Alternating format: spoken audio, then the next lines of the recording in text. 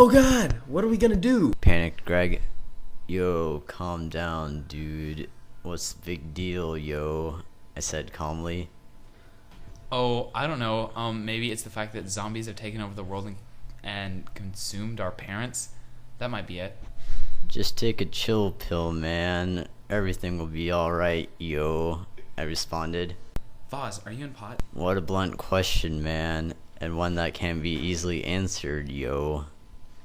Greg shook his head. Faggot, communist Kevin walked over to the seat in front of me and turned around to face the group. Dudes, fear not, for I have a frickin' ingenious plan to prolong our life to its longest expectancy. He said with his huge mouth. Faggot. Dudes, so here's the plan. After we learn of Shreyas' life status, we will frickin' return to school and check for any other survivors. And then head to Gander Mountain and hope to get some much needed weapons and survival supplies. When do we get to go to Chuck E. Cheese? I asked hopefully. Dude, Vaz, what is up with your frickin' obsession with Chuck E. Cheese? It makes me mellow.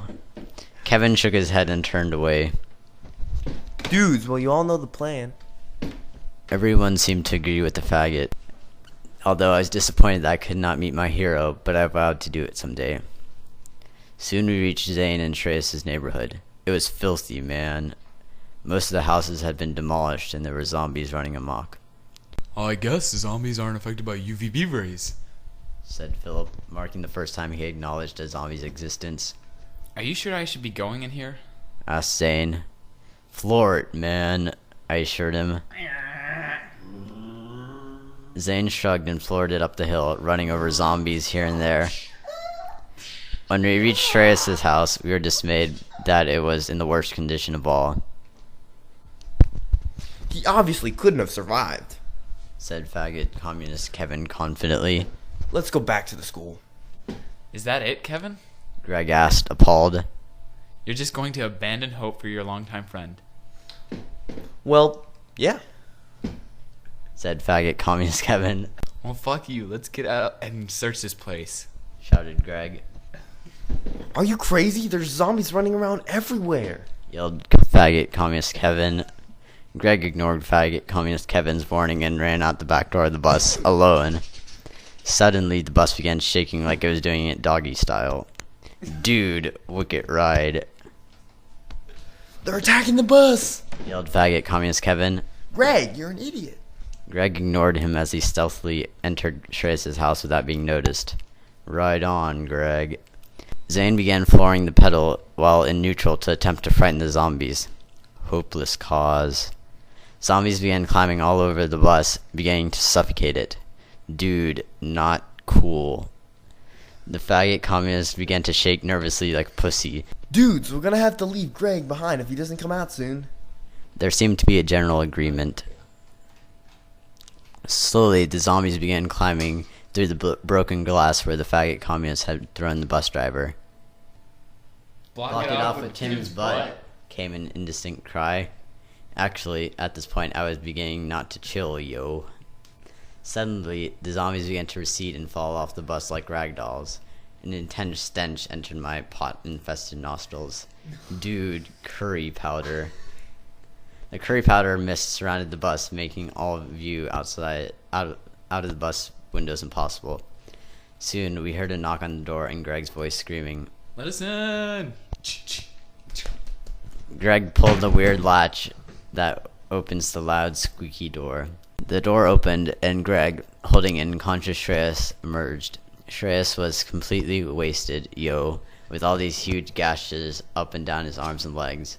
He's breathing, Greg said. Cool beans, yo.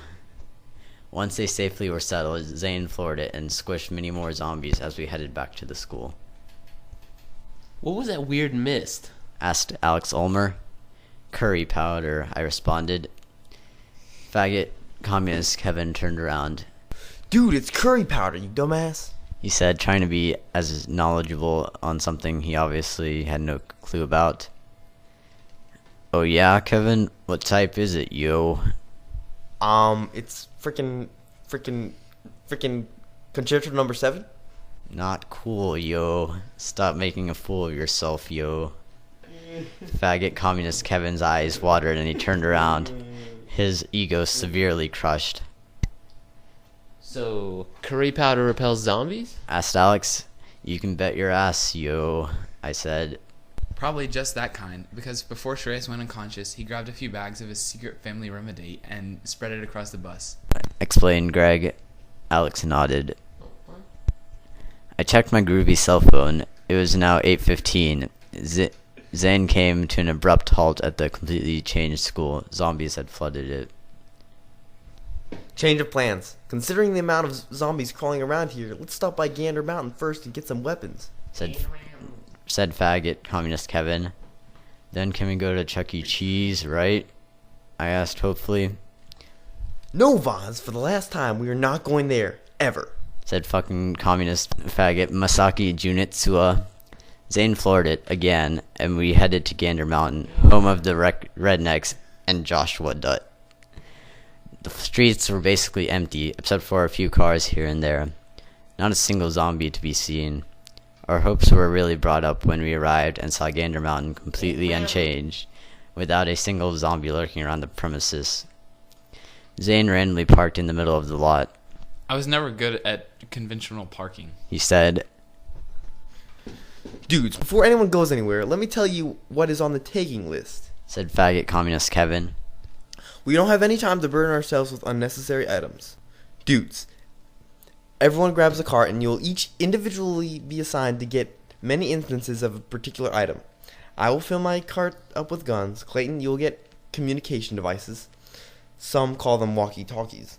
Vaz, you shall get as many portable generators as you can fit. Alex Ulmer, fill up your entire cart with as much ammunition as you can find. Tim, you get the sleeping bags and pillows. And Philip, you get the freeze-dried food. Zane, you stay here with Greg and Trace. Be ready for a quick takeoff. What about me? Piped Johnny. What about you? Said faggot communist Kevin. Okay, everyone, you know your assigned tasks. Now go to it. We burst into the store only to find it completely deserted.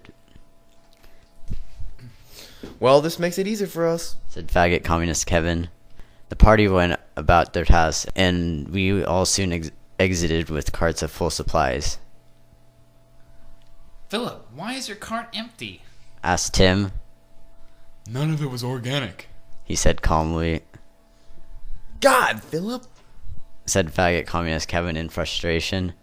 Well, that was poor assignment skills on your part, Kevin. Said Clayton. Damn. Well, now there's no time now. Just load everything onto the bus so we can get back to school.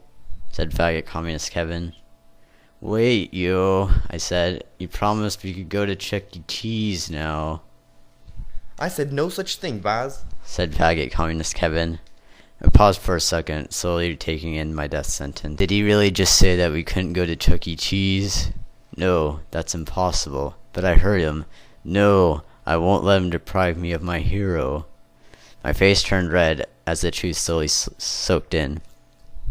Vaz, are you okay? Said faggot communist Kevin worriedly. Screw you all. I've had enough of this zombie bullshit. I'm going to Chuck E. Cheese, and don't you try to stop me, yo. I screamed, angry with faggot communist Kevin's broken promise. Vaz, you're in denial. Said faggot communist Kevin worriedly. Just come with us. We can go to Chuck E. Cheese later.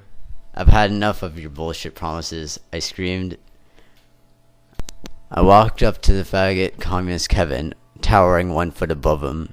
I slowly brought my clenched fist back and threw it at him, smashing his face. His body flew backwards and hit the side of the bus. He lay there, unconscious. I then turned around and walked off, away from the group, to my sacred land of my hero, Chuck E. Cheese. Vaz, wait! Shouted Clayton from the distance. Don't you dare try to stop me, or you will suffer the same fate as Kevin, I screamed. You're going the wrong way. Chuck E. Cheese is the other way. He said, pointing in the opposite direction.